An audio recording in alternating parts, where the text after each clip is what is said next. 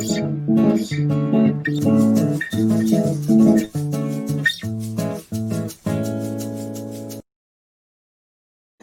gente! Boa tarde! Bem-vindos ao Boteco APJ. Isso aqui é um boteco mesmo, da Associação Profissão Jornalista. Então, nós vamos levar aqui uma conversa de botequim, onde a gente discute as questões da profissão, a carreira, os bastidores das redações, os causos dos repórteres, editores e redatores, etc. A PJ é focada nessas coisas, nas questões do jornalista. Estuda e pensa essas questões e, quando necessário, promove e participa do debate público a respeito. Eu sou a Leda Beck, jornalista, tradutora e dublê de historiadora. Comigo na bancada estão o Celso Bacagi, que é jornalista... Cadê o Celso? O Celso Bacagi, que é jornalista e diretor da PJ, editor do site da PJ, foi repórter e editor do Estadão, na Folha, na Agência Estado, entre vários outros. E a Cristina Espera, que é também jornalista e consultora em sustentabilidade e desenvolvimento sustentável. E também é uma das primeiras associadas da PJ. Nos bastidores, temos a Cecília Queiroz, que nos dirige a todos aqui, nos ensina a fazer TV, e o jornalista Fábio Soares, que é quem segura a peteca no ar, cuidando da parte técnica. Hoje nós vamos conversar com o Fred Guedini, popular Fred Guedini, fundador e presidente da PJ, além de exercer a profissão há mais de 40 anos. O Fred também tem uma longa história de militância no Sindicato dos Jornalistas de São Paulo, que presidiu, e na Federação Nacional de Jornalistas, a FENAGE, da qual foi vice-presidente. Tem mais, Fred estuda jornalismo e jornalistas há muito tempo. Por exemplo, ele acaba de ser aceito para fazer um pós-doc na Federal de Santa Catarina. Fred, você tem um notório poder de articulação e consegue reunir profissionais de diversas vertentes. Você também tem uma atuação extremamente importante na valorização dos jornalistas. Sei que nós vamos ter um seminário interno da PJ no sábado, dia 5, e isso é muito importante, e nós vamos falar disso ao longo do programa. Mas eu gostaria que você começasse por explicar por que largou a engenharia e como começou esse seu amor pelo jornalismo. Quem te inspirou? Quais são os profissionais que ainda te inspiram? Nos ancestrais, Fábio.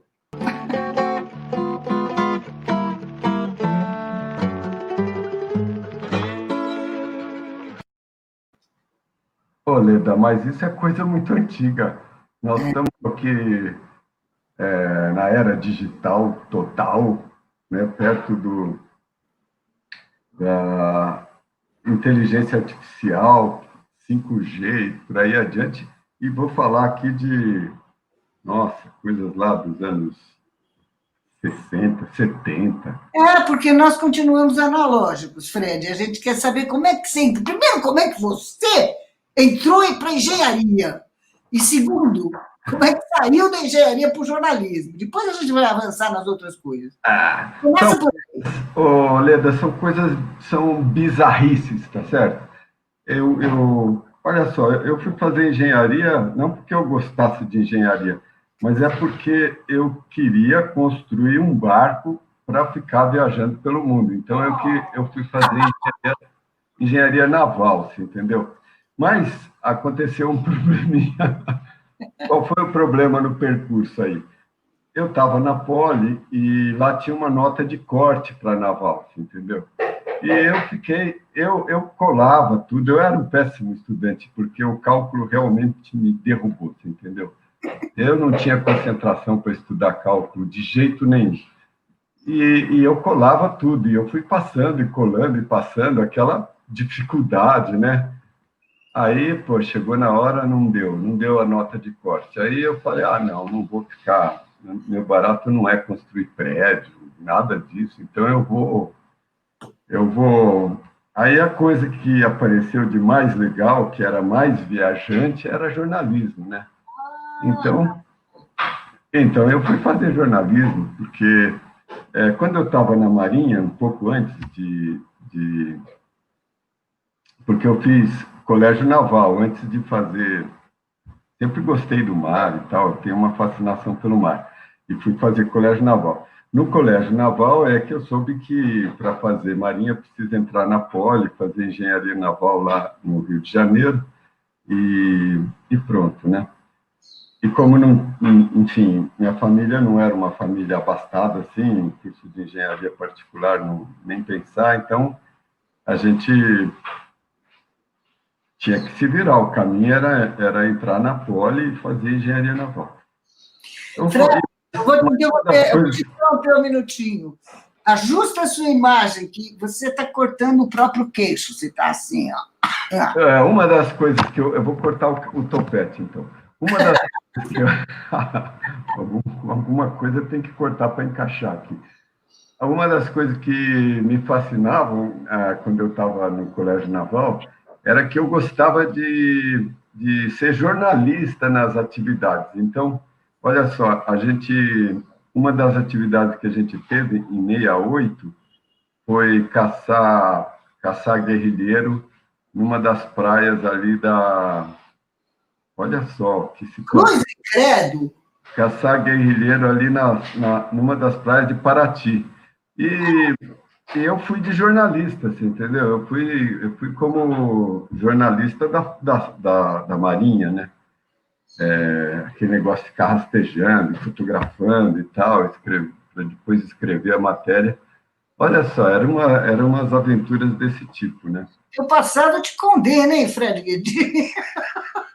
Mas uma coisa é quando você é adolescente, jovem, né? Essas coisas. Mas aí depois eu entrei na Poli e o mais engraçado de tudo é que na Poli eu fiz GTP, Grupo de Teatro da Poli, e foi um processo de conscientização fantástico e super rápido, entendeu? E hoje eu e o Serrano somos dessas figuras aí. O Serrano também estava fazendo engenharia com você? Estava na Poli? O Serrano também foi politécnico. E hoje nós nos encontramos no grupo de ex-politécnicos, que é um desses grupos de WhatsApp, que é um dos mais interessantes que eu participo. Que legal. É muito legal. É um pessoal muito legal, realmente. Celso e Cristina querem dar um pitaco nessa história remota do Fred Guedin? Muito remota. Nossa, bota remota nisso. O Fred foi meu colega de ECA, né? Fomos contemporâneos. Depois eu fui para a ECA. Não exatamente da classe, mas fomos contemporâneos. Não lembro se a gente estudava no mesmo período, mas a gente acabou se encontrando pelas assembleias da vida, né? Que ocorriam. E não sei se você pegou a greve da ECA. Ô, Cris, na greve... Foi uma greve que ocorreu, se não me engano, em 74 ou 75. Foi depois da morte do Alexandre Vanucchi Leme. Não, e contra o diretor da escola. A greve durou um semestre e foi a partir daí que o movimento dentro da USP, o movimento estudantil, recrudesceu, porque várias escolas apoiaram. E entraram em greve com a gente, porque o diretor era apoiador do Antônio Salazar, na época ainda estava vivo, né? Imagina só como era. A ECA da nossa época, não sei agora, mas da nossa época era assim, ela saiu, foi instituída na USP por um conchavo para agregar determinados professores lá dentro. Sim. De uma ala à direita, de uma linha norte-americana, que pregava esse ensino de comunicações e artes para esvaziar um pouco as ciências sociais e a filosofia, né? Então, o jornalismo não era bem visto nas redações, a escola de jornalismo não era bem vista nas redações por conta dessa história, né? Eu chegava aí pedir estágio na época e ouvi de muitos jornalistas, que hoje são grandes nomes, que ou não tinha vaga, ou que eu trocasse de profissão, porque já estava tudo cheio. E não era bem visto, não. Né? Cristina, eu não sabia que a ECA teve um primeiro diretor salazarista, meu Deus. Não é alguma coisa, que eu não lembro o nome dele. Mas eu me formei em 75 na FAAP, que era considerada a segunda melhor escola de jornalismo do Brasil. Não tem mais jornalismo, né? Hoje é engenharia e administração de empresa. Não, agora já tem de novo, Leda. A FAAP, onde eu estudei, era dirigido, o diretor da FAAP era monarquista. É verdade. Também. Esse nosso diretor também. E foi uma escola que foi assim, foi a primeira escola da USP que assumiu uma linha abertamente norte-americana de estudos de sociedade. Porque as ciências sociais continuou, não sei se continua até hoje, mas na época continuava vinculada à escola francesa que a fundou, né? Assim como a filosofia. E a ECA cortou para essa área mais comportamentalista, behaviorista, de Marshall McLuhan, que queria desprender os eventos de comunicação do contexto social. Então, vou voltar para o entrevistado aqui, Cristina. Numa próxima oportunidade, a gente entrevista você e conta essa história inteira. Mas, Fred, você aproximou da consciência política e acabou te levando para o jornalismo. Foi o grupo de teatro da Poli? É isso? O GTP teve um papel nisso, né? Mas aí eu vi no jornalismo uma coisa, enfim, que me fascinou, me chamou. Não foi nenhuma figura particular, eu não admirava nenhum profissional. Aliás, eu passei minha vida profissional assim, sem admirar. Agora, mais recentemente, é que eu passei a admirar colegas, assim, por exemplo, depois que eu li o livro do Caco Barcelos, o Rota 66, lá, Rota 66, eu passei a admirá-lo, porque aquilo é um dos trabalhos jornalísticos seminais no Brasil, a gente pode dizer assim, né? Então, assim, admiro alguns trabalhos, algumas figuras, assim, mas eu nunca tive um mestre no jornalismo, né? Com toda essa sabedoria que você tem, com a sua cultura geral, com a sua vontade de teatrar, com a experiência no teatro da Poli, você acabou se transformando num jornalista, num especialista em publicações dirigidas, publicações técnicas, né? Olha, Leda, a minha carreira jornalística foi muito difícil, não foi uma carreira assim linear e tal, é muito diferente, é uma carreira muito particular, porque eu sempre fui uma pessoa muito travada, entendeu? E por ser travado, travado, medroso, sabe, essas coisas assim, e eu vivia na retranca, né? Isso sempre me dificultou muito o desempenho na profissão. Foi um desempenho à unha, né? Assim, muito difícil mesmo. Você começou onde? Eu comecei como noticiarista estagiário na agência Folha. Começou no greve. Em 77, né? Mas aí foi aquele negócio, teve a greve dos jornalistas em 79, eu estava metido com tudo naquilo, né? Eu também, em paralelo, durante um bom tempo, eu fui militante trotskista. Eu, Mário Sérgio Conte, Paulo Moreira Leite, éramos tudo da mesma célula. Eu lembro, as grandes festas da Libilu.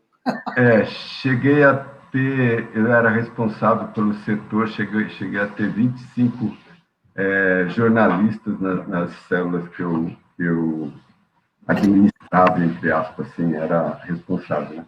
Mas isso era uma parte da militância, né? No jornalismo, eu nunca consegui exercer essa coisa que o jornalismo é uma forma de expressão também, né? tem suas técnicas e tal, é uma forma de expressão menos, não é tão livre como a arte, por exemplo, ou a literatura, onde você tem total liberdade. Você tem que seguir certos cânones, certos princípios, certas formalidades, e isso restringe um pouco. Mas a verdade é que eu sempre tive muita dificuldade. Agora, depois dos 60, é que eu estou ficando um pouco mais solto, estou conseguindo me colocar melhor, entendeu? Veja só. Eu acho que eu vou ficar bom mesmo lá pelos 90, assim, entendeu? Tá certo. Vamos todos jogar. Mas você fazia em paralelo uma militância política trotskista e você estava no sindicato também, não? Sim. Eu fui um militante sindical desde os anos 80, né? Eu fui da gestão do Gabriel Romero, que foi um grande presidente do sindicato, um grande jornalista, agora está aposentado, teve sua vida praticamente, uma longa parte da sua vida profissional no Globo Rural, né? Na TV do Globo Rural, e foi na gestão dele que eu...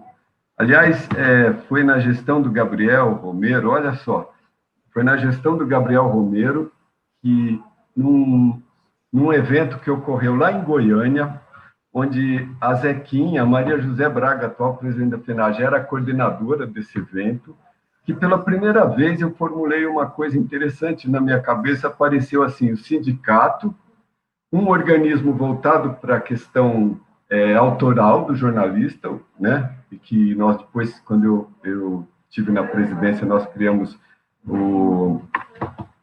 a APIJOR, Associação da Propriedade Intelectual do Jornalista Profissional. Ela existiu durante 11 anos, o Paulo Canabrava foi o presidente, e agora a gente fechou ela porque os jornalistas não se acham autor, enfim.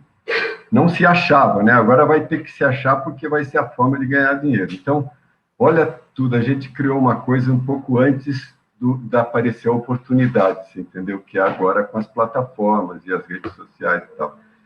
Então, puxa, eu estou devagando. Oleda, você trem no trilho, por favor. O quê? Coloca o trem no trilho, eu divaguei. O que você perguntou? Então, você foi militante político, militante sindical, foi jornalista com alguns perrengues, né? Perrengues. Você tinha perguntado que eu me tornei um especialista. Eu me senti um especialista em telecomunicações, olha só. Mas isso era parte dessa... Era um nicho ali que eu meio que me escondia. E me dei bem com isso, trabalhei bem, eu era um bom repórter, tive a melhor editora da minha vida, que era aquela fantástica Vanessa Godoy. Que para mim foi Vanessa Giacometti. Até hoje eu chamo ela de Giacometti. Giacometti. A Lia Ribeiro, fantástica, né? Nossa, a Lia Ribeiro é um trator, né? Super editora, né? Super jornalista. Trabalhei com esse povo, Wilson Moidal, Lia Ribeiro, aquele que vivia na Praia Serviço, Genilson César.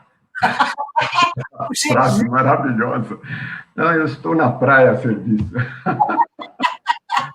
Mas era um grande jornalista, ainda ele está trabalhando, está por aí, o Genilson. Está aprontando ainda.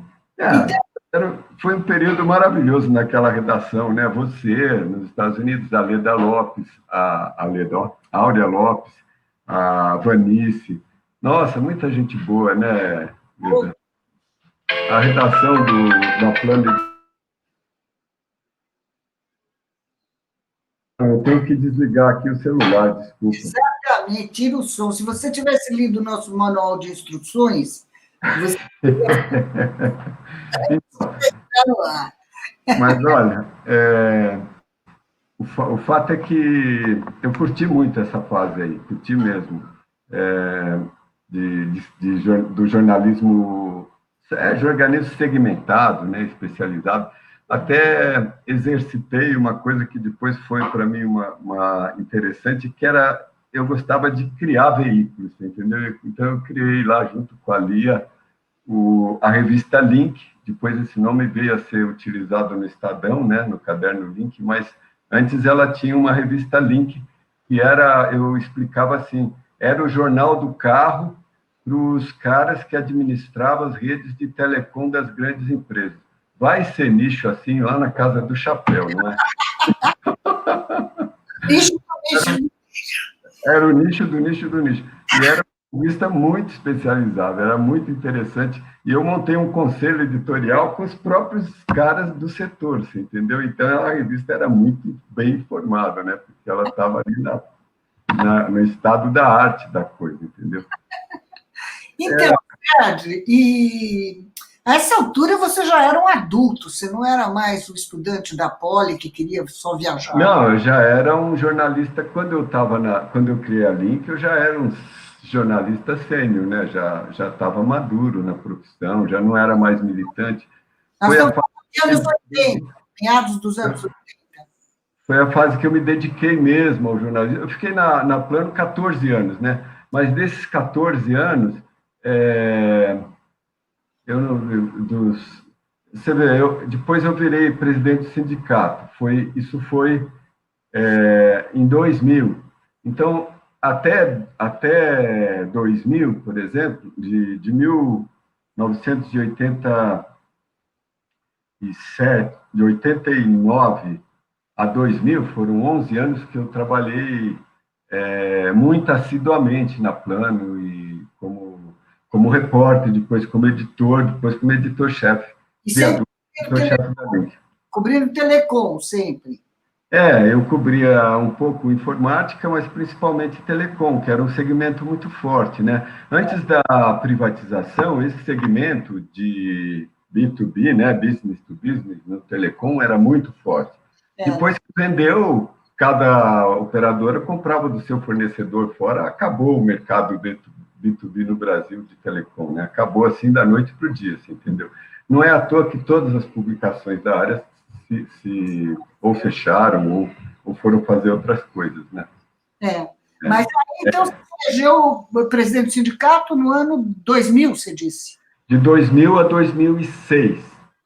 E, Leda, aí já estava, a profissão já estava encalacrada, né?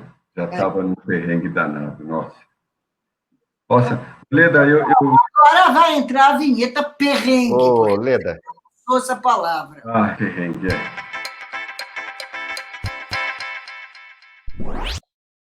Aí a última cerveja emborcou na mesa, entendeu? O bar tá fechado.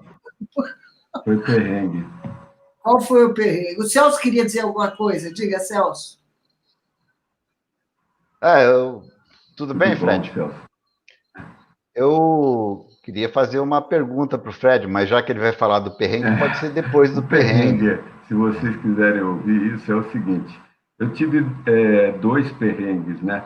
Um perrengue, porque esse também um problema que é muito grave na profissão. Eu sempre fui procrastinador, sabe aquela pessoa que fica deixando para a última hora, e aí na última hora faz tudo correndo e termina altas madrugadas, que é um problema meio comum na profissão, né? Mas eu tinha esse problema.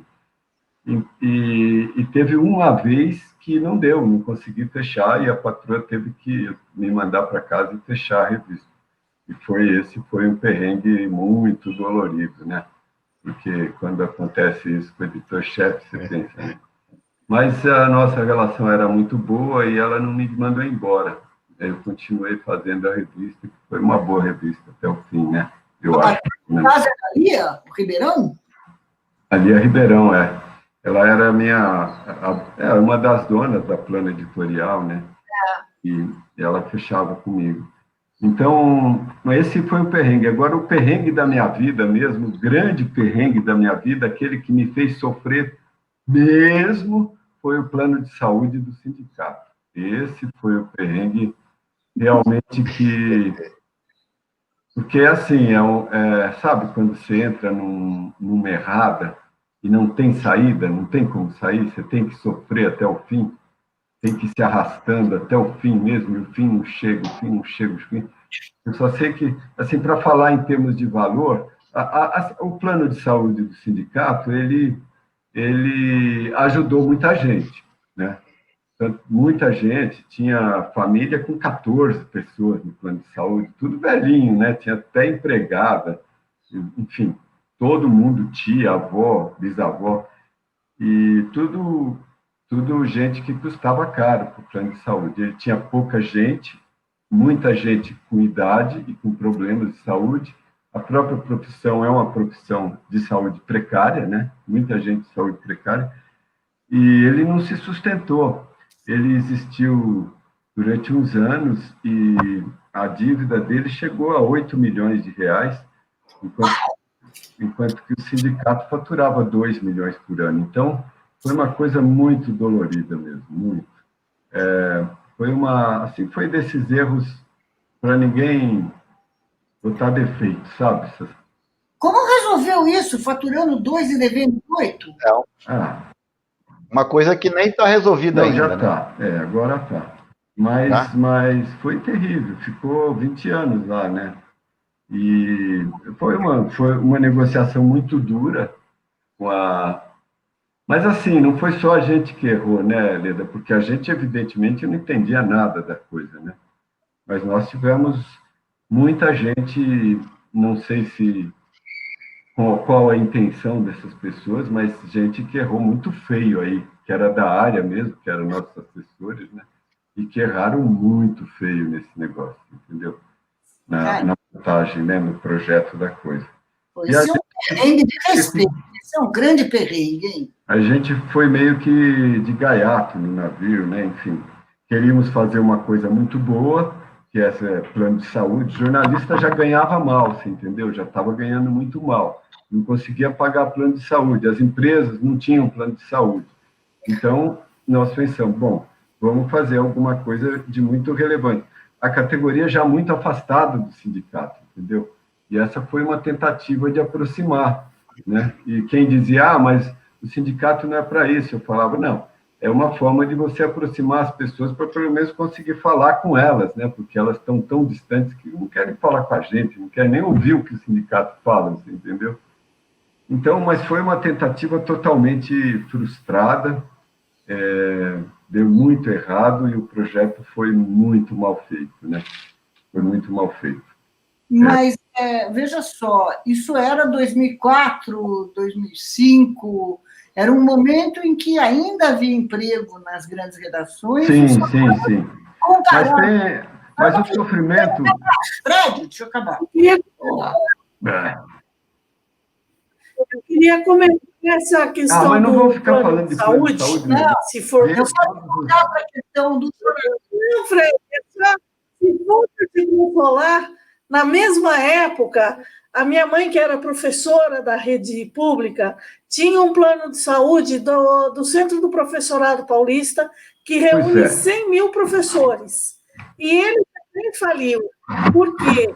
Por causa da gestão salarial. Para fazer essa gestão, fez as contas erradas. Em todos os planos, havia vários sindicatos com planos de saúde, e todos eles estão devendo até hoje. Então, não foi um problema teu só, Sim, mas Fred. o plano de saúde... Vamos voltar para a profissão. Na verdade, o plano de saúde é uma sacanagem, mas não vou ficar falando disso aí, que eu estou dizendo. o assunto aqui deve ser fazer outro. uma pergunta? Vamos voltar para a profissão. Vamos voltar. Nessa época aí do seu grande perrengue universal, ainda havia emprego nas grandes redações e as pessoas ganhavam bem. Eu estou falando por experiência própria. Eu ganhei bem a minha carreira inteira. Né? Nunca tive salário de fome e eu me lembro que as pessoas ficavam indignadas se alguém apresentasse, dissesse que ganhava o que se ganha hoje por aí, né? Hoje você tem editor de jornal diário ganhando uma merreca, comparado com o que era outrora, né? Nessa época, você já estava começando a conversar, foi em 2004, não foi? Quando é que você foi eleito vice-presidente da FENAGE? Não, foi 2001 eu fui eleito vice-presidente da FENAGE. Então, era vice-presidente da região sudeste, né? E depois eu fui vice-presidente da FENAGE inteira na gestão seguinte, porque foram 2 gestões de... Que ano foi isso? De 3 anos cada. Mas Que ano foi isso, Fred? Eu fiquei no sindicato de 2000 a 2006 e na FENAGE de 2001 a 2007. Ok, foi na FENAGE que você começou a se envolver nesse debate sobre um conselho de jornalistas, chegou a participar da formulação de um projeto de lei que criava um conselho autárquico, como os vários sim. conselhos Isso já foi por aí, né? E quando eu me tornei vice-presidente, fui eleito lá presidente do sindicato em 2000, uma das coisas que a gente pensava era no conselho profissional, né? Porque era uma discussão que já tinha ocorrido na gestão do Gabriel lá, mas que foi derrotada no Congresso Nacional dos Jornalistas. Por quê? Porque desde os anos 80, desde aquela época, eu achava que, e bastante gente tinha essa visão, né, que o cuidado com a profissão exigia uma organização específica, que o sindicato, ele cuidava muito, ele era chamado muito nas questões das relações trabalhistas e subsidiariamente, secundariamente, fazia outras coisas, entendeu? Mas o principal que absorvia mesmo eram as negociações salariais, as campanhas salariais e tal, né? E a gente tentou criar uma comissão de estágio acadêmico, criamos, até funcionou, mas esse tipo de coisa era muita dureza, muito sofrimento para fazer, tudo que não fosse relativo à própria relação trabalhista. Isso mesmo já era sofrido também, porque embora o sindicato tivesse 80, às vezes 100, mais de 100 diretores e tal, aqueles que de fato se dedicavam sempre foi um punhado, né? Então vamos ser bem claros sobre isso daí. E esse punhado vivia sobrecarregado com as coisas do próprio sindicato. Então você imagina o que foi levar esse sindicato num período de uma crise que foi se aprofundando nos anos 2000 para cá, tá certo? Com a porcaria do plano de saúde e com tudo junto e embolado, você entendeu? Foi um sofrimento que, quando eu saí, eu precisei fazer muita terapia, você entende? Porque eu estava estraçalhado quando saí. Aí acrescentou essa receita de perrengues aí, acrescentou ainda o debate sobre um conselho profissional. Sim, mas esse foi um ponto bem interessante, porque o que foi interessante nisso? Foi que nos 2 congressos que a gente submeteu, passou essa proposta. Nos 2 congressos do jornalista, de 2001 e 2003. E era um conselho autárquico, era um conselho federal... naquela época, o que a gente usou como modelo foi o conselho de engenharia e outros conselhos de psicologia e tal, nós usamos... Porque, na verdade, todos esses conselhos têm meio que um estatuto padrão lá, assim, entendeu? Todos eles têm que ter a mesma coisa, que é a fiscalização do exercício da profissão, dizer quem é e quem não é, e cuidar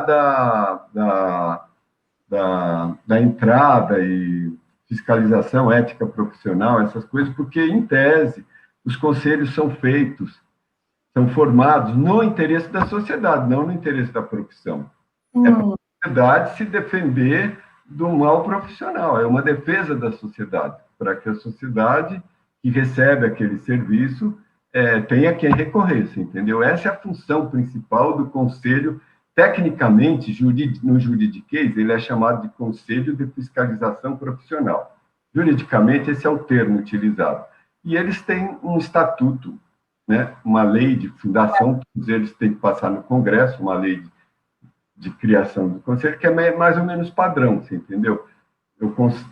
Tem o Código de Ética, tem as comissões, ou conselhos de ética e etc., e tem as regras para exercer a profissão. São 28 no Brasil, são todos muito parecidos na sua forma de ser, né? Dos anos 60 para cá. Fred, a proposta que vocês fizeram era de criação de um Conselho Federal de Jornalismo ou de CFJ, Conselho Federal de Jornalismo. Que tem exatamente essas funções fiscais. Assim como Conselho Federal de Psicologia, Conselho Federal de Engenharia, Conselho Federal de Arquitetura. não é de engenheiros, não é de arquitetos, não é. Por quê? Porque ele fiscaliza o exercício o profissional no exercício da profissão. Qual o interesse do conselho? O conselho existe, em tese, né? Só a Ordem dos Advogados, que chama a Ordem dos Advogados do Brasil, mas tem dentro dela um Conselho Federal de Advocacia, entendeu? Mas ela é outra coisa, ela é a 29ª organização, tem 28 conselhos federais autárquicos São autarquias do Estado brasileiro. São autarquias, são partes do Estado, só que com independência administrativa total, quer dizer, são as próprias profissões que elegem as diretorias e que cuidam desses conselhos, tá certo? Então, mas eles têm o papel, por exemplo, de polícia administrativa. O que é a polícia administrativa? Se você fiscaliza o exercício de uma profissão, você tem que poder entrar lá no lugar onde a profissão é exercida e dizer se aquilo está sendo mal exercido. Você tem que ser capaz de intimar um profissional a comparecer. E se ele não comparecer, você chamar a polícia para ir buscar o cara, você entendeu? É o Estado, né? Tem o poder exclusivo da força, você entendeu? Então, esses conselhos têm esse poder, que é otorgado por lei, né? Tá? Então, mas essa era a concepção lá que a gente teve, e levou um puta cacete, né, de uma parte da categoria, mas principal das empresas, e principalmente dos juristas mais conservadores, né, Ives Gambra, essa turma aí. Desse tipo, para psicólogo, engenheiro, arquiteto e o diabo 4 mais 25, tá tudo bem. Para jornalista, não. Oleda, mas eu acho que cabe uma certa razão nessa discussão aí. Vamos dar um resumo dessa história. Aí vocês conceberam um projeto que foi aprovado em 2 congressos de jornalistas, e esse projeto foi levado ao Congresso. Não, aí nós escrevemos um texto. Esse texto foi para a Casa Civil, onde estava o Zé Dirceu. E aí, depois que estava na Casa Civil, eles mudaram algumas coisinhas lá, mas nada de importante. A gente decidiu incluir porque estava em outros textos e a gente não tinha colocado, que a gente tinha o poder de fiscalizar o exercício da profissão nos locais em que ela ocorria, ou seja, nas redações, entendeu? As empresas pularam. Aí, não só as empresas, as chefias, né, em geral, né? Lógico, eles queriam, mas isso tem outros problemas. O fato principal é que foi péssima a oportunidade, o momento político, tudo, porque o governo Lula, naquela época, estava sendo acusado de querer censurar. Tinha um projeto de lei do funcionalismo, que o funcionalismo não podia falar, o funcionário não podia falar, por exemplo, um funcionário que de qualquer órgão não poderia falar à imprensa, assim, entendeu? Que era a lei da mordaça. Então, essas coisas estavam rolando no Congresso, e o PT era o partido do governo, estava a favor dessas coisas, você entendeu? Então, tascaram no governo Lula o negócio da censura, e esse conselho veio como mais os petistas aí, e a proximidade do CUT, Sindicato Jornalista, CUTista, parará. Então, esse amálgama, tá certo? Colou um selo, assim, né? É o PT querendo censurar a imprensa livre. A imprensa burguesa, liberal burguesa, assim, entendeu? O PT comunista querendo censurar o liberalismo. Aí. Um pouco esse é o resumo da ópera, né? E muita gente embarcou nisso aí. Mas o principal, eu não falei, é que isso, Leda, impediu que houvesse um verdadeiro debate na sociedade brasileira. Esse foi o principal prejuízo, entendeu?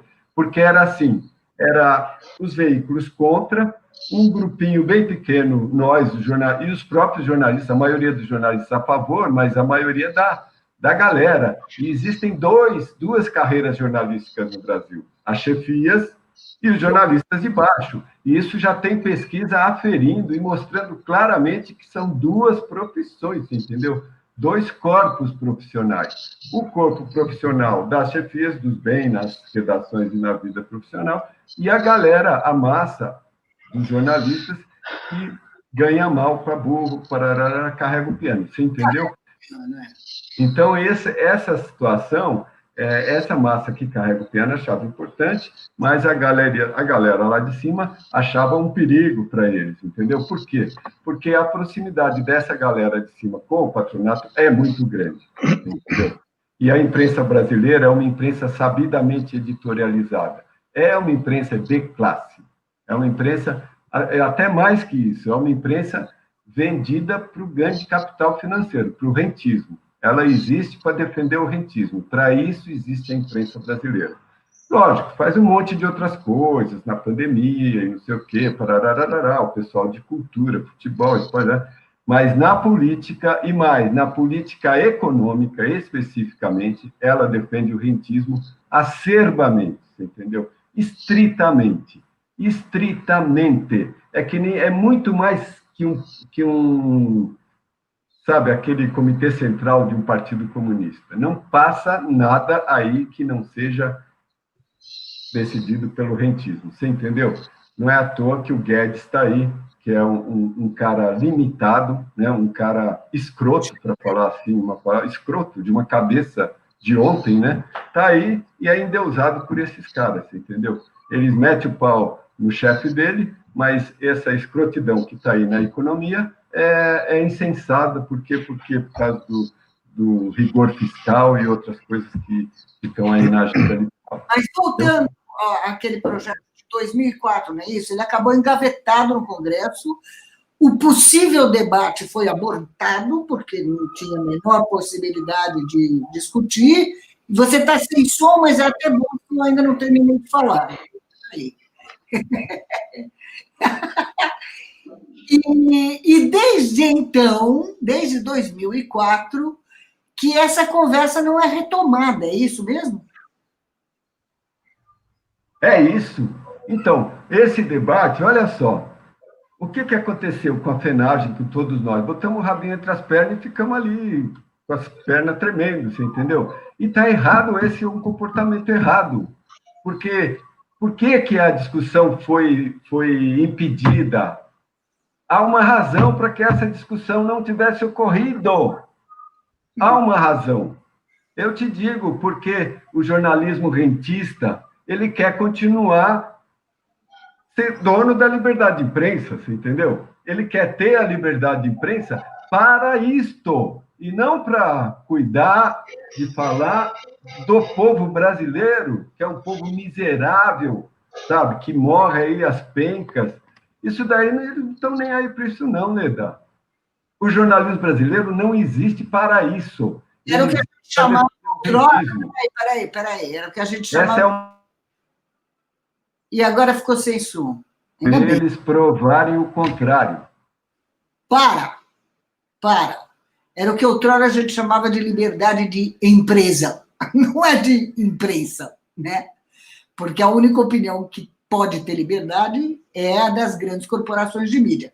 Isso está mudando radicalmente, vem mudando radicalmente. Cada vez mais dificuldades, blogs e influenciadores, youtubers, não sei o quê, palpitando, né? Dando opinião e dizendo que tem. O seu microfone está ruim. Não, é você que fez um barulho aí e desligou o seu de novo. Você fez barulho e o seu som estava desligado. Agora ligou. Quem desliga o meu som é o Fábio Soares, não sou eu.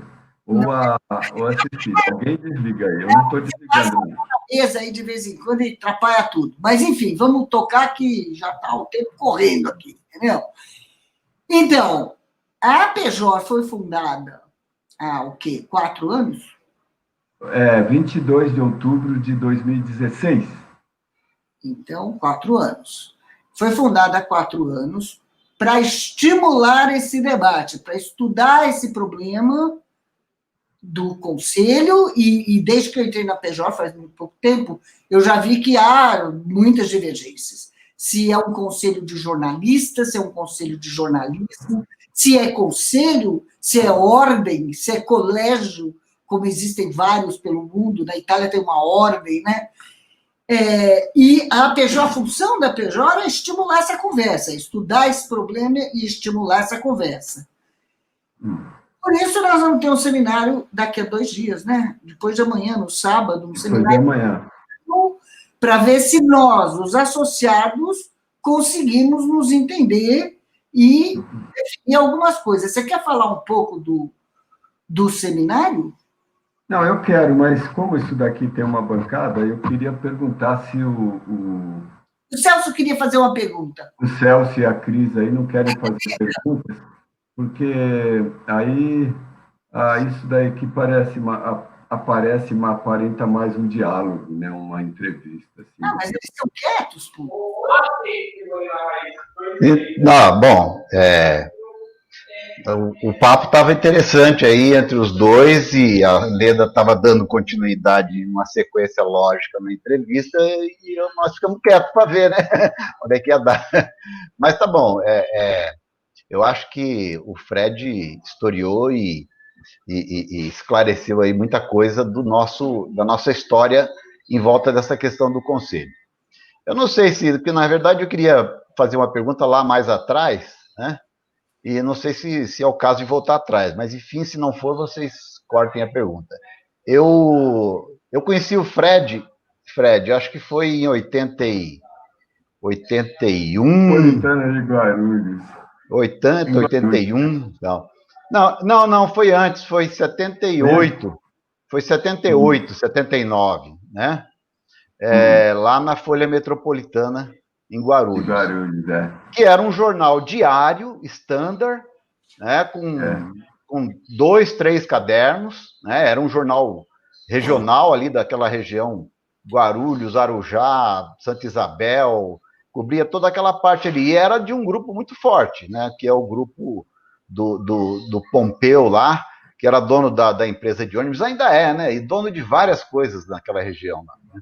Eles tinham até uma metalúrgica, a Inal, né? Que era dos donos do jornal. E aí eu trabalhava lá, eu também estava começando a minha carreira, né? E de repente apareceu o Fred lá para trabalhar também, né? Um repórter novo aí e tal. Só que quando o Fred aparecia, ele aparecia todo dia com um maço de jornal debaixo do braço. Jornal O Trabalho. O Fred foi, na minha opinião, um dos maiores distribuidores do jornal O Trabalho. E era um jornal trotskista, puramente, literalmente trotskista. E eu trabalhei naquela redação, você vê só. Eu comprei o trabalho muitas vezes e, olha, me ajudou muito a entender uma série de coisas, é verdade. O marxismo, né? Trotskista. Mas aí, nessa época, eu estava trabalhando também no Estado, porque eu comecei no Estado, né? Aí surgiu essa oportunidade de trabalhar lá como a gente trabalhava 5 horas, né? Naquela época, né? Dava para ter 2 empregos. Se o patrão quisesse que você trabalhasse 7 horas, tinha que pagar mais 2 horas extra, né? Então, em geral, eu trabalhava 5 horas no Estadão e lá na Folha Metropolitana. Em 78, estourou a greve. Eu participei, acompanhei a greve por dentro, nós, né, Fred, estávamos lá em todas as assembleias, né? 79 greve, não é?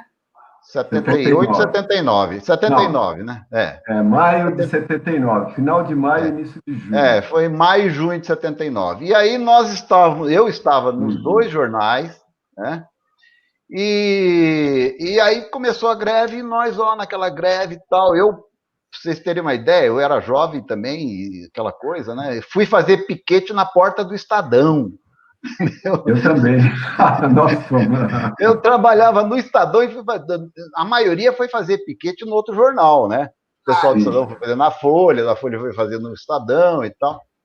E eu fui fazer na porta do Estadão. Bom, resumindo, no primeiro dia do fim de greve, que foi um fim de greve desastroso, na minha opinião. Eu estava lá na Assembleia naquele dia, né? Eu subi lá e fiz uma proposta de que nós terminássemos a greve e permanecêssemos em estado de greve, né? Para que, se houvesse demissão, todo mundo voltasse a fazer greve, parasse novamente. E eu me lembro muito bem que foi votado essa proposta e uma outra. E eu subi lá em cima e fui ver, né? E, assim, levantaram a mão, e sabe? E alguém do sindicato falou assim, ganhamos, entendeu? Encerra a greve e pronto. Aí eu falei, puta, fudeu. E fudeu mesmo, porque no mesmo dia eu fui demitido do Estadão. 3 dias depois, não, no mesmo dia eu fui demitido da Folha Metropolitana. 3 dias depois eu fui demitido do Estadão. Então eu estava, depois da greve, desempregado, né? Totalmente desempregado. E, mais, correu uma lista de todos os demitidos em todos os jornais.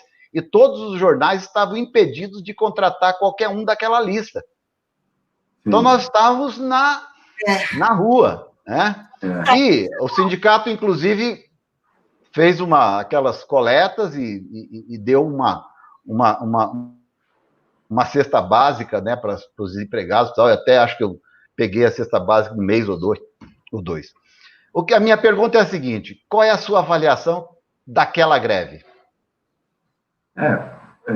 Foi um movimento super importante para a nossa categoria, né? Fred, antes de você responder, posso fazer uma pergunta na continuidade do que o Celso argumentou agora? Porque eu sempre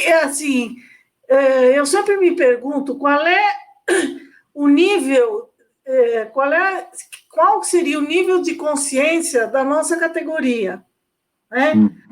Em relação a outras categorias de trabalhadores organizados, como bancários e metalúrgicos, que também têm chefias. Porque eu me lembro que nessa greve, e depois, em seguida, por exemplo, o Mino Carta, que é considerado, com justiça, até um dos grandes jornalistas do país, ele detonou o pessoal que tinha entrado de greve na Isto É. Né? E ele também mandou embora um monte de gente. Né? E um dos artigos que ele escreveu na época, eu me lembro, é que os jornalistas dele falavam de salários baixos, mas iam comer bifes grossos, não sei que restaurante lá da região onde ficava a Isto É. Eu acho que depois dessa greve em diante, eu senti uma mudança na consciência, mas também um afastamento, né? Porque os jornalistas, não os editores, mas principalmente os famosos, eles não gostam de se meter em questões da categoria. É como se eles fossem uma espécie à parte, que eles não são mais jornalistas, eles estão numa outra categoria. Eles nunca ajudaram nenhum jornalista da base a enfrentar nenhum problema que a gente tem que enfrentar todos os dias. Isso é uma impressão minha ou existe mesmo? Então, uma pergunta sobre a greve de 79. Qual é a sua avaliação da greve de 79? E se você também acha que dois segmentos de jornalistas, um que é imune... Vai separado depois de 78, eu acho. Tem muita coisa. O problema é a gente precisaria de uns 10 programas desses para falar da nossa categoria, né? Porque tem uma tese, por exemplo, de um pesquisador que era ligado a essa ESPM aqui em São Paulo, na pós-graduação, e ele dizia, muito interessante, ele falava de que houve, dos anos 50 e para frente, né, um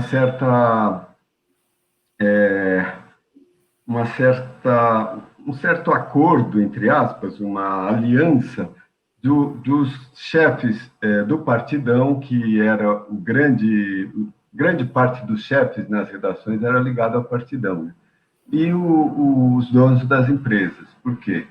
A tese dele, simplificando bastante, era a seguinte: Ao Partidão, depois dos anos 50, quando ele foi cassado, proibido, interessava ter acesso ao público, né, ao povo, aos leitores, aos diversos públicos, e a forma de fazer isso era estar nos veículos de comunicação, jornais, TV, etc. E para as empresas, esses caras eram respeitados, eles eram bons tocadores, né, das redações, eram respeitados, tinha sua galera lá e tal, e funcionava bem o acordo, tanto que os caras diziam, dos meus comunistas você não toca, e dos meus comunistas cuido eu, e tal. Esse tipo de frase tem muito a ver com essa interpretação daquele momento histórico, né? Eu não sei se é isso ou não, mas, de qualquer jeito, vamos dizer que o papel do Partidão na greve não foi muito louvável, né? Não é um papel assim que a gente possa elogiar, vamos dizer, o mínimo, né? Então, e havia essa clivagem, essa separação de comunista e petista. Então, tem toda essa história. A primeira coisa que a gente precisa considerar é que os jornalistas não podem ser vistos fora do ambiente social. Se vocês lembram muito bem, a profissão, os jornalistas, eles eram quem assumiu o sindicato logo depois, nesses processos, antes da greve mesmo, que levou, inclusive, que deu condições daquelas assembleias maciças, né, que geraram a greve e tal, era o movimento operário do ABC. Foi isso que incentivou a greve da Scania, a greve de Osasco, essas coisas que incentivaram os jornalistas a pensar que eles também poderiam e deveriam, porque eles viviam com seus salários arrochados, tinha hiperinflação e não havia o reajuste, todas essas coisas. Então, os jornalistas tentaram aquele lance que é lógico que a organização do jornalista era diferente. E é lógico que aí eu acho que já se insinuava muito bem essa coisa das duas carreiras dentro da profissão, vocês entendem? Hoje isso é um fenômeno estudado, né? E até certo ponto medido e mensurado. Mas já existia isso, já se insinuava isso. Então, isso que você está falando, Cris, tem uma interpretação, vamos dizer, acadêmica nessa visão, tá certo? Mas é lógico que não dá para generalizar isso, porque tem muitos colegas famosos e de grande projeção que sim, participaram de toda a resistência e da luta que se seguiu. Teve bastante disso, né? Então, não dá para usar essa coisa. O fato é que aquilo causou uma divisão muito forte na profissão, né? Naquele momento, e uma profissão que por outros processos, que era o processo de juvenilização, de diminuição de massa salarial, de forçação de barra das empresas e tal, já estava o surgimento das assessorias de imprensa, por exemplo, nos anos 70 e o seu grande crescimento nos 80 e 90, se deve a esse fato dos expurgos nas redações. Em 79, houve 200 demissões, de 200 a 300, esse número nunca foi aferido suficientemente. Demissões por causa da greve. Eu perdi o meu emprego na agência Folhas e fui trabalhar lá em Guarulhos. Viu, Celso? Foi quando você saiu de lá que eu entrei naquela redação. Eu te conheci, na verdade, quando você visitou a redação, não quando você trabalhava lá. Você já tinha sido demitido. É isso mesmo. Eu acho que foi isso, né? Ou você... Não. Eu depois eu fui demitido. Eu fui demitido e depois eles me chamaram de volta. Você voltou, é isso mesmo. Um mês depois eles me chamaram de volta. Então a gente trabalhou junto aí.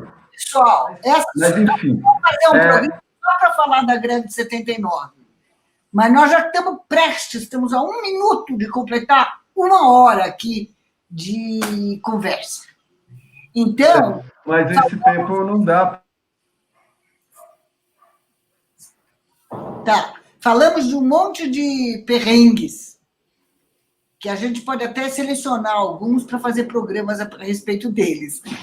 Mas Vamos falar de alguma coisa boa? No seu caso, Fred, como militante, como jornalista, como acadêmico, que acaba de se qualificar para um pós-doc, né, na Santa Catarina, nessa sua carreira tripla, qual é um momento que você diria que foram os píncaros da glória? Que momento?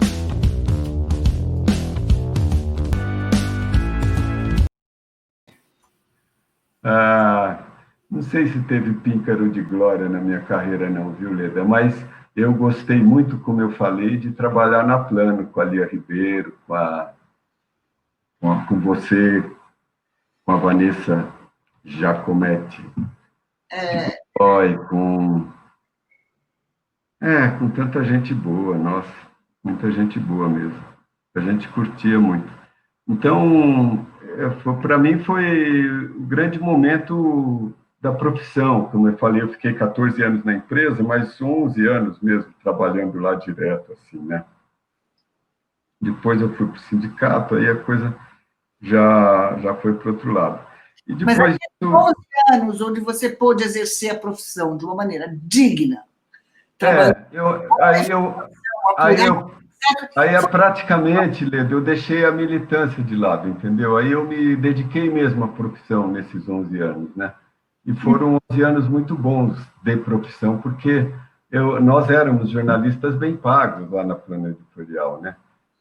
Não havia ainda essa crise fenomenal que passou a existir depois na mídia segmentada, não só nas telecomunicações, na informática teve as suas causas específicas, tal, mas a mídia em geral, né, segmentada, passou a sofrer. Depois, com a chegada do digital, da digitalização, das redes da internet, da web e das redes sociais, bom, aí é outro mundo, né, gente?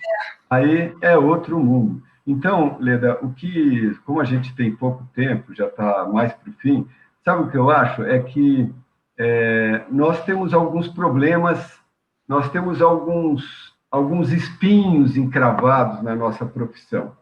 Temos. Um deles, eu vou nomear alguns aqui, pois cada um deles dá pano para manga.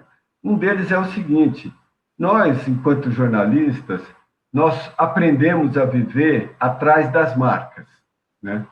Então, nós somos poucos jornalistas com o nosso próprio nome, são poucos os que vivem do seu próprio nome, mas a maioria vive atrás das marcas, né? E a responsabilidade que o jornalista seria obrigado a ter diante do seu público, ela fica meio amainada, meio esmaecida, meio apagada atrás dessas marcas. A responsabilidade é da Globo, é de não sei quem, é de não sei quem, entendeu? Então, esse eu acho que é um problema cultural do jornalismo brasileiro que tem que ser enfrentado por nós. E eu acho que o conselho profissional, que se centre na questão deontológica da ética e das boas práticas, ele vai botar o dedão nessa ferida aí, entendeu? Porque, mesmo havendo duas carreiras, né, de cima, né, o rio lá em cima e o lençol freático aqui embaixo, sabe? Mesmo havendo isso, não dá para ser. O público não vê isso. O público não vê. E ele não vê, eu acho, exatamente. Se há essas duas, nós vamos ter que botar isso no mesmo nível, você entendeu? Quer dizer, vai ter que existir uma carreira jornalística. Não vai poder existir essa divisão, né, do nobre e o plebeu, você entendeu? A gente vai ter que botar isso no mesmo nível. Eu acho esse o grande desafio, porque botar no mesmo nível implicar, né, responsabilizar todo jornalista pelo que faz, você entendeu? Para ele ser o responsável perante o público, entendeu? E a marca ser corresponsável, e não o contrário, entendeu? Esse é um dos pontos que nós vamos tratar. O profissional, Leda, somos nós. O profissional não são os marinhos. Eles são só comerciantes, empresários, entendeu? Os profissionais são os caras que estão lá na redação, chefiando ou levando chicotada, não interessa. Esses são os profissionais. Então, se existe uma deontologia e se existem as boas práticas, tem que ser cobrado desses caras. Você entendeu? Os profissionais. Evidentemente. E a empresa que não é do ramo, não é do ramo, mas isso tem que ficar claro para o público. Quem vai deixar isso claro, Leda? Não vai ser a empresa. Ela não tem interesse. Se ela está usando isso como biombo para fazer os negócios dela, não vai ser ela que tem interesse em colocar isso para o público. Não vai ser a empresa e o sindicato. Não, vão ser os jornalistas. Eu entendo que, inclusive, o sindicato, a ABI, FENAGE, quem quer... É o seguinte, entrou na chuva é para se molhar. Se usa o nome jornalista, tem que honrar. E tem que ser cobrado por isso, Leda. Independe de onde o cara está. Inclusive a empresa, e principalmente. Pode ser uma empresa que usa o biombo da liberdade de imprensa para fazer suas sacanagens, suas falcatruas, você entendeu? Não é? Para sacanear a sociedade com o rentismo, você entendeu? Não pode ser. Ela que assuma isso enquanto vai ser jornal de partido, do PSDB, então, do DEM, você entendeu? Então, esse jornal, essa TV é do DEM. Tá bom, ficou claro. Todo mundo vai entender, você entende? Mas, então, que essas coisas se esclareçam, porque no Brasil, o que há de pior é essa coisa de que não existe racismo, você entendeu? Não existe discriminação, as empresas não sacaneam ninguém. Esse é o problema do Brasil. As coisas são claras. Celso quer falar. O Estadão tem tomado algumas posições, tem fechado com alguns candidatos. Eu lembro que o Estadão fechou com o Covas para governador, assim, descaradamente, né, com manchete e tal. Agora fechou com o Bruno Covas também. Né? Então, você acha que nós já temos veículos de imprensa que são partidários? O que pelo menos vai ser cada vez mais. Sabe por quê? Porque é o que eu falo de ler o teleprompter lá. Hoje, a comunicação tem que ser direta e reta, papo reto, você entendeu? Não dá mais para ficar aí masculando, escondendo. Por quê? Porque todo mundo pode falar, porra. Você acha que o Estadão faz bem em declarar o voto? Eu acho que ele faz bem. Acho que ele vai ter que declarar cada vez mais o voto. Porque ele tem que dizer... Deixa eu dar um exemplo. Nos Estados Unidos, isso é padrão. Do New York Times até o jornalzinho mais vagabundo na cidadezinha mais perdida, uma semana ou 15 dias ou um mês antes da eleição, declara o voto na primeira página. Diz, este jornal está fechado com o seguinte candidato. Então, você lê o jornal já sabendo, entendeu? A minha pergunta é, quais as implicações para o verdadeiro jornalismo desse posicionamento? Porque, na verdade, para mim, isso cria a bolha, né? Reforça a bolha, né? Quem é que vai ler esse jornal que declarou voto para um candidato? Se ele for um bom jornal, Celso, eu vou ler.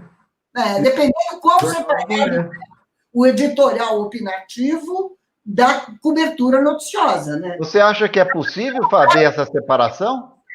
Não é possível. Não é possível. Isso daí é um outro mito do jornalismo. Mas isso não importa, porque o jornalismo, na verdade, ele é uma discussão permanente. E o que eu defendo é que o jornalismo é muito mais um diálogo hoje com os públicos, seus respectivos públicos, do que alguma coisa diferente disso. E que o papel dele hoje é fazer as pessoas pensarem, você entendeu? E se ele não tá, e se o jornalista não pensa e não está preparado para articular o pensamento, ele vai ser defenestrado por outros comunicadores.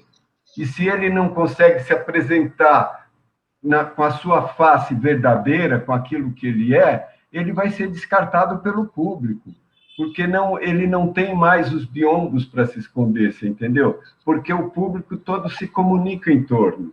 Tudo bem, tem o problema das bolhas que você fala, mas esse, no meu entender, é um problema episódico, sabe como é? Porque há uma necessidade de...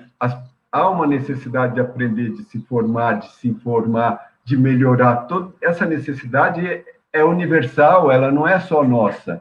Ela é de quem entra numa bolha lá embaixo e começa a repetir, falar besteira, daqui a pouco esse cara vai começar a ver outras coisas, a não ser aquele que tenha interesses e malícia de dizer, ah, não, isso eu não vou falar porque não me interessa. Isso é outra coisa, você entendeu? Mas para o público, ele vai passar por essa escola, Celso. Essas bolhas, elas tendem a desaparecer. Não adianta a gente ficar com medo disso, você entendeu? A gente tem que o jornalismo está mudando e tem que assumir, sim. As pessoas têm que assumir, os veículos têm que assumir, só que tem que explicar, porque as pessoas vão querer entender. Por que você está defendendo o Covas, meu? Eu falo para você, o Covas fez uma administração razoável, ele cuidou da cidade. Então, muita gente pode votar nele por isso, mas, ao mesmo tempo, ele é um puto de um retrancão, né? Ele não cuida de uma parte grande da população da cidade, ele não muda aquilo que precisa mudar. Então, essas coisas precisam ser discutidas livre e abertamente. Não vai ser mais um Mesquita que vai dizer, Celso, edita aí essa matéria, tira esse negócio aí, porque isso daí é coisa de militância, parararara, você entendeu? Não vai ser mais. Acho que essa... Não vai ser mais isso, cara. Está acabando. Eu acho que essa questão, ela é uma questão bastante complexa, né? E ela tem um contexto também que eu acho que precisa ser considerado, que é o seguinte: hoje você pega a população e pede para fazer uma avaliação da Globo, uma grande parte vai dizer que a Globo é comunista e outra grande parte vai dizer que a Globo é fascista, sabe? Ou seja, parece que ela não é quase nada, então, não é? Então, o que ela é, Celso? Pois o que ela é o que a população tá enxergando, né? Agora, a população enxerga de formas diferentes, né? Existe o contexto, né, por trás de quem está avaliando, de quem está analisando um veículo de comunicação. Eu acho que você tocou nisso, e eu também acredito que o futuro vai ser um jornalismo para bolhas, entende? E nós vamos ter que descobrir um meio de fazer a palavra da moda, uma curadoria disso que está sendo produzido por essas bolhas, para poder colocar numa bolha comum. Né? E aí acho que o papel do jornalista... Isso é uma redução. É uma redução. Mas eu não concordo com a sua análise. Mas acontece que ninguém vai ler a profundidade fora da bolha. Esse que é o problema. O cara só vai se aprofundar nas coisas que estão dentro da bolha dele. Né? Não, e ele precisa ter um pedacinho daquela bolha que está lá, que só está vendo quem está mergulhado nela, um pedacinho dela tem que sair para fora. Para quem está fora dessa bolha, enxergar e falar, tem uma coisa nova ali fora da minha bolha, deixa eu ver o que é. É uma redução? Mas ela chama para eu... Pode ser um dos processos, Celso, mas eu não concordo com você. Você está pegando uma fotografia e está dizendo que esse é o filme, você entendeu? Esse não é o filme todo. Não, essa é uma fotografia do momento. É do momento. Esse momento... ela tende a se desenvolver. No meu momento, ele vai mudar, porque vai haver aprendizado, vai haver uma melhora nessas questões, vai haver discussão, vai haver debate. Você pega o tal do Felipe Neto lá, esse moleque cresceu muito, você entendeu? O que ele fez? Ele teve que mudar, ele teve que aprimorar o raciocínio, o pensamento dele, porque senão ele viu que ia ficar bolsonarista, você entendeu? Um bolsominion. Então, mas acontece que esse é um processo. É um processo. Da sociedade como um todo. E é um processo dos veículos de imprensa também. Mas tem uma diferença, Celso. Qual que é a diferença? Porque, então o jornalismo é comunicação, como alguns gostam de dizer. Tudo é comunicação. Não. O jornalismo, ele tem uma característica. Ele é cravado nos fatos, você entendeu? Jornalismo não é ficção. Ponto. Essa é a grande diferença. É por aí a clivagem. Então... ele tem que se ater aos fatos. Mas vamos pensar no que está acontecendo com os fatos. Mas ele não pode ter acontecido com os fatos? Mas, Celso, você é entrevistado ou sou eu? Eu fiz uma pergunta, o que tem acontecido com os fatos? Eu fiz uma pergunta, estou te entrevistando. Não, porque sabe por quê? Porque, olha, Os fatos quando você... continuam fatos, Celso, pelo amor de Não, Deus. os fatos hoje, eles chegam ao público de maneiras muito diversas, e às vezes eles chegam puramente por um vídeo, que não entrou no processo de produção jornalística. Sabe, o cara fez um vídeo lá dos caras apanhando dinheiro que foi jogado pelos assaltantes na rua. Entende? Isso é um fato.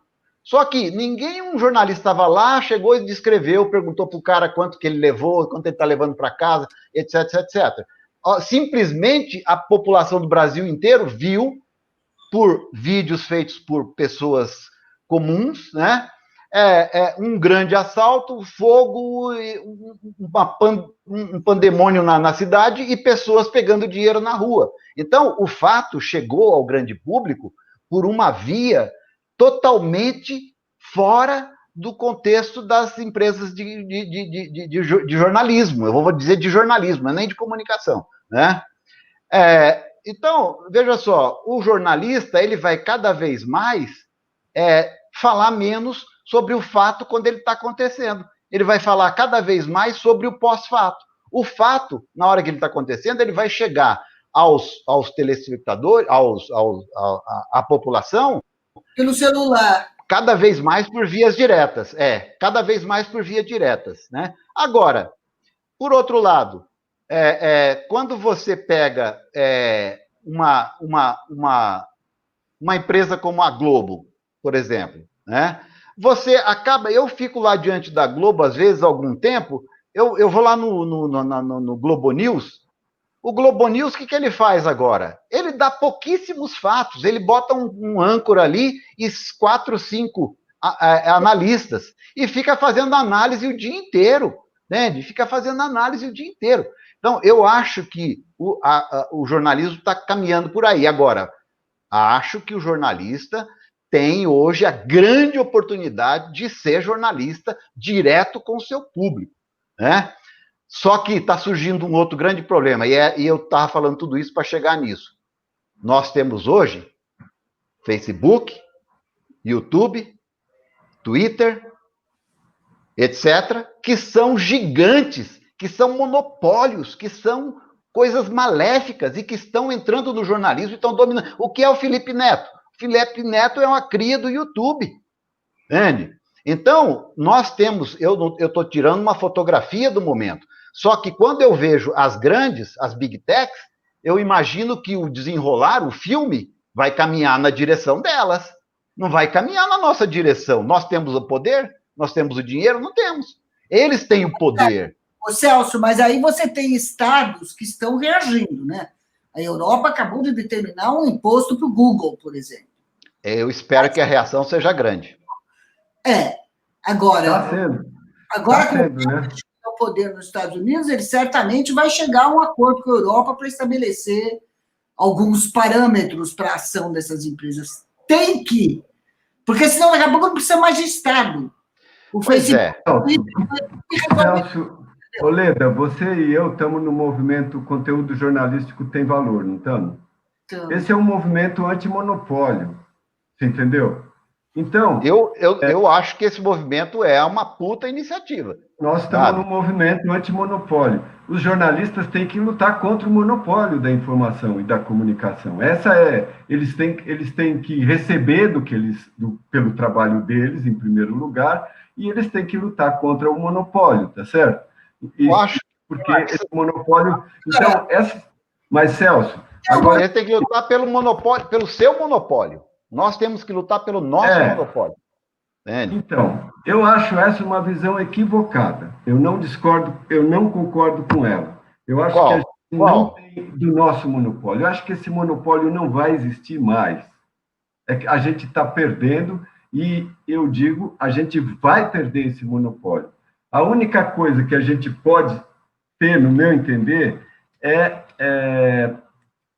o monopólio da avaliação do jornalismo. Esse a gente pode ter se a gente criar um conselho para isso. Não, nós temos tudo para fazer o monopólio da produção jornalística. Nossa, nós não dependemos mais de um parque industrial.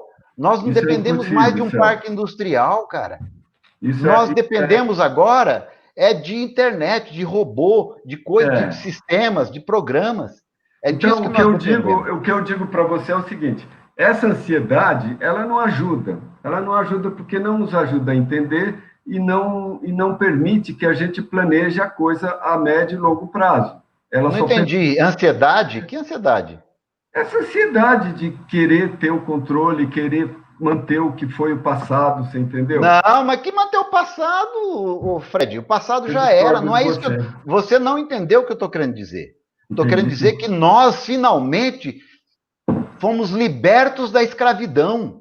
É isso que eu estou querendo dizer. E nós não vislumbramos ainda, entende? Que nós podemos tomar as rédeas do jornalismo, nós jornalistas, e não empresas, monopólios, sabe? É isso que eu estou querendo dizer. Não estou querendo passado nenhum, porque passado não me acrescentou nada. A única coisa que eu, na minha carreira de jornalista, consegui como jornalista foi o meu salário para eu sobreviver. Enquanto jornalista, a minha carreira toda foi fazendo o que eles querem, entende? Foi fazendo o que eles querem, sabe? Então, finalmente, com a internet, que nós podemos falar direto, olho a olho com o nosso público, sabe? Nós estamos desperdiçando a chance, entende? Eu não estou dizendo nós, eu, você, Aleda, nós, sabe, de não nos mobilizarmos para criarmos sistemas, sabe, que abriguem os jornalistas fora do guarda-chuva desses grandes monopólios. Entendeu? Então, eu como entrevistado quero dizer o seguinte, que essa é uma visão ingênua, porque ou você tem capital privado, ou você tem capital público. Não existe o capital outro, tá certo? O capital outro, o capital cooperativado, por exemplo, existe quando ele se junta a grandes corporações internacionais e funciona para elas. Mas, a grosso modo, o capital é privado ou público. O capital privado, na comunicação e no jornalismo, ele está se concentrando. E o que, no meu entender, tem alguma chance no futuro é a gente ter o capital público sob controle público. Essa é, no meu entender, a única chance de nós termos um jornalismo, um outro jornalismo. Espera aí. Ter o capital público sobre controle público, como é que é? Não entendi. A grande briga no Estado é o público interferir no Estado. O que são os conselhos de educação, os Conselhos Nacional de Educação, o Conselho Nacional de Saúde? Isso é a democratização do Estado, do poder de decisão, da decisão do Estado.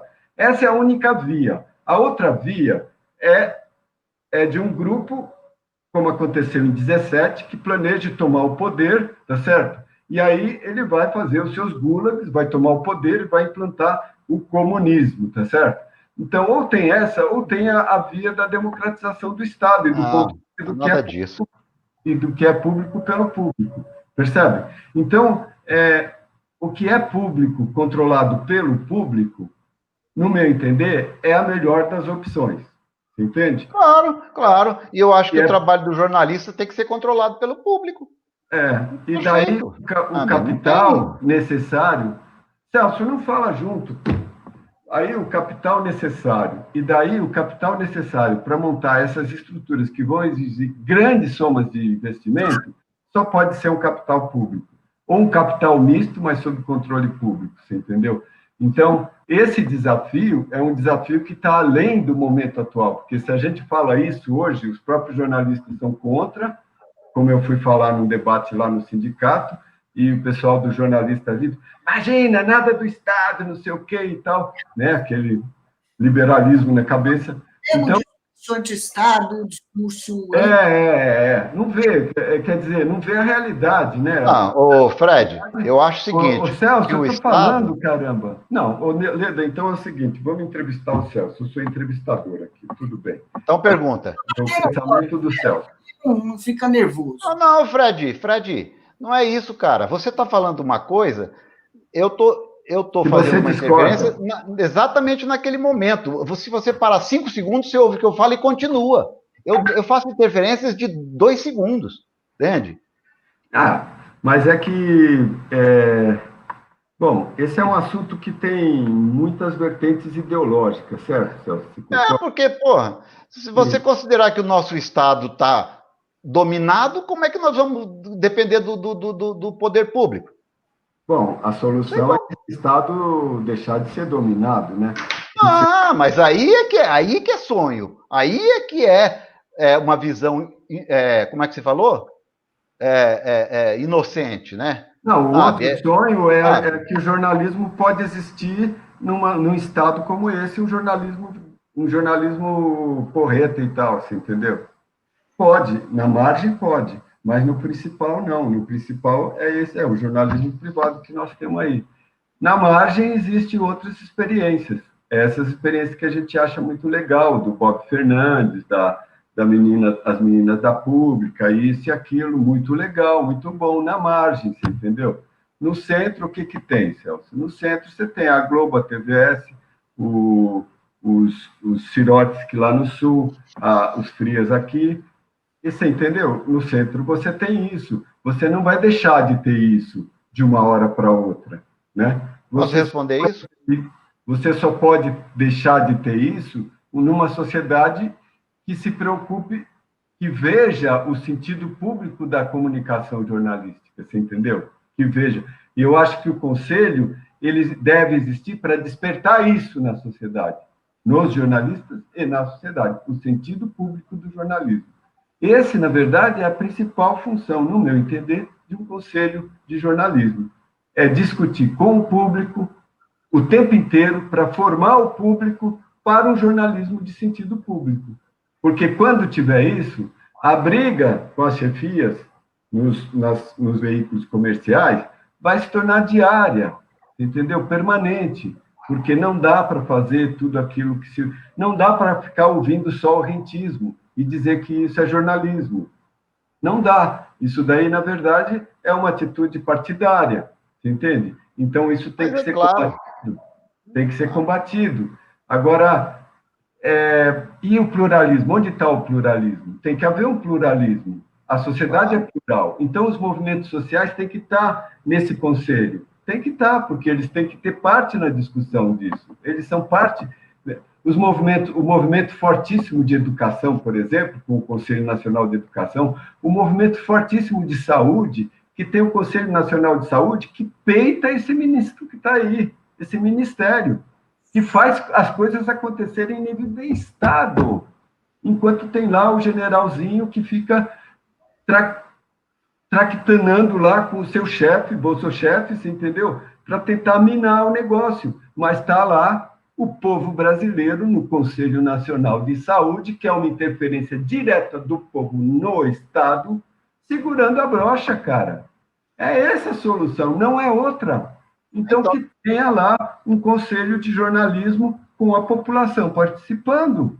Uai. Então, deixa eu fazer uma pergunta. Participar, deixa os movimentos sociais participarem e estamos lá, nós, jornalismo. Então, deixa eu te fazer uma pergunta, então. Eu concordo plenamente com você. Depois da eleição do Lula... Concordo, claro que concordo. Depois da eleição do Lula é que foram criados, assim, de forma muito fértil no país inteiro, os conselhos. E eu sempre defendi os conselhos e continuo defendendo. Agora, você viu quantos conselhos o Bolsonaro fechou e quantos ele colocou o povo dele nos conselhos? Você viu quem é que é o presidente do Conselho da Amazônia? Entende? Então, peraí, deixa eu terminar a pergunta. Então, como é que nós vamos viver numa situação onde entra um governo e faz 10 conselhos, entra outro governo e destrói os 10 conselhos? Onde está a estabilidade? Onde está o clima estável, seguro para a gente trabalhar como jornalista? Esse clima não é hoje. Um pouco essa conversa, porque o assunto é fascinante e é super complicado. E é longo. Concordo. Né? Porque essa pergunta que o Celso fez, por exemplo, exige entender como estão estruturados os conselhos e o que poderia ser mudado aí para impedir que o próximo governo altere completamente o conselho, sei lá eu. É uma conversa muito comprida. Então, e nós já estamos a 1h30 aqui para um programa que se pretende de apenas 1 hora. Então, eu vou ter que chamar a saideira.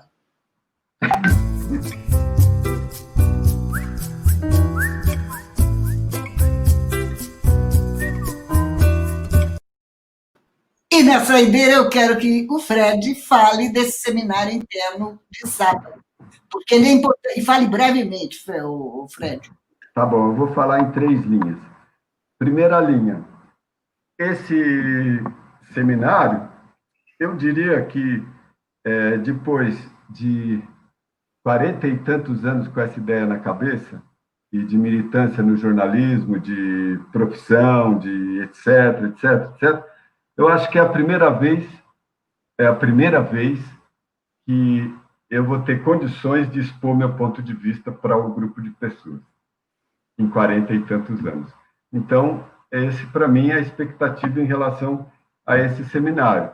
E com isso, eu espero que a gente dê o pontapé, o piparote inicial, assim, para, no ano que vem, junto com a FENAGE, fazermos um evento conjunto e lançar publicamente o debate nacional, conselho profissional, conselho de jornalismo, conselho de fiscalização profissional, colégio, ordem e escambau. Lançar publicamente, porque à medida que esse debate for lançado publicamente e que a gente chamar e provocar os públicos, os próprios jornalistas e tal, eu acho que vai ser, eu digo para vocês, vai ser a glória. Então, aí você vai poder me entrevistar, Leda, e perguntar, qual foi o píncaro? Eu vou falar, o píncaro é quando essa discussão aconteceu no Brasil, e aconteceu de verdade, com participação, sem censura, sem virar o narizinho para lá, o narizinho para cá, você não pode, aquele não pode, esse não pode, essa ideia eu não aceito,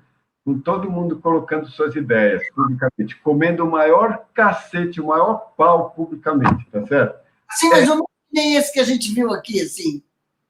Não, bem pior, Leda, bem pior, bem pior. Mas que tenha isso. Isso vai ser saudável, vai ser bom para a profissão, vai arejar, sabe? As pessoas vão começar a pensar que alguma coisa de diferente pode finalmente acontecer. E eu acho que a gente tem que ser essa voz que diz: alguma coisa de diferente pode acontecer se a gente quiser, se a gente tomar a iniciativa. Muito bem, Fred Guedini, você arrasou. Olha só, objetivamente, esse seminário começa às 2h30 de sábado e termina... Em ponto. Termina às 5h30. Ele tem 3 segmentos. O primeiro vai tratar dessa questão de conselho /ordem /colégio, de jornalista de jornalismo, com posições diferentes sendo apresentadas. Uma delas é a sua, a outra é o Dal, não é?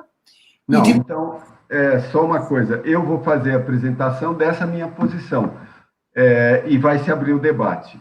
Depois desse, tem um segundo momento em que o Dal vai falar sobre o papel da APJOR nessa questão do conselho, tá certo? E aí é o momento da APJOR. Qual é o nosso papel? Para que nós existimos, efetivamente? Nessa discussão e, eventualmente, em outras também. E o terceiro momento, nós vamos... Oi? Aí é o Dal que vai falar. O terceiro segmento é o que vai discutir... O terceiro, nós vamos falar vamos fazer primeiro um brainstorm, uma chuva de ideias para o primeiro esboço do plano de trabalho da APJOR nos próximos 2 anos. Tá certo? Que essa função cabe à diretoria da APJOR, que é elaborar o plano. Mas ela elabora em cima do quê? Em cima dessas ideias aí, e do histórico, e dessas ideias que vão ser discutidas. Por isso era tão importante que houvesse lá no seminário 30 pessoas, 30 associados, né? Uma coisa assim. Vamos batalhar entre hoje e depois da manhã, para, em vez de 22, sermos 32, ou 34, ou 36, ou 35, que é um número importante. Porque é uma coisa... todos os associados. É. Somos 56. Nossa meta é 56. Todo mundo participa. Queremos os 56 lá. Isso é sonho. Essas... Nunca todo mundo participa, mas se tivermos uns 32... Mas a meta tem que estar lá, no sonho. Não, é falar com todo mundo. Nós temos que falar com todo mundo. Mas eu já sei de gente que tem compromisso naquele momento. Tem alguns problemas, Então tá, então acho que concluímos. Então nós concluímos aqui? Eu acho que sim. E então, eu agradeço a presença de vocês todos, agradeço a Cecília, que está aí nos bastidores, e o Fábio. Coitada da Cecília. Agradeço. Tiveram que ficar aí esse tempo todo. Espero que vocês tenham gostado também. Fábio, tira o som dele, por favor. Acabou, a sua parte acabou, ok? O entrevistado permaneça calado. E queria lembrar o seguinte, que normalmente este programa é a cada 15 dias, mas na quinta-feira que vem a gente vai ter muito mais participantes aqui para fazer um balanço do seminário. Aí, se vocês gostaram dessa troca de farpas aqui entre o Celso e o Fred, eu acho que quinta que vem vai ter muito mais, entendeu? Então é isso, gente. Tchau.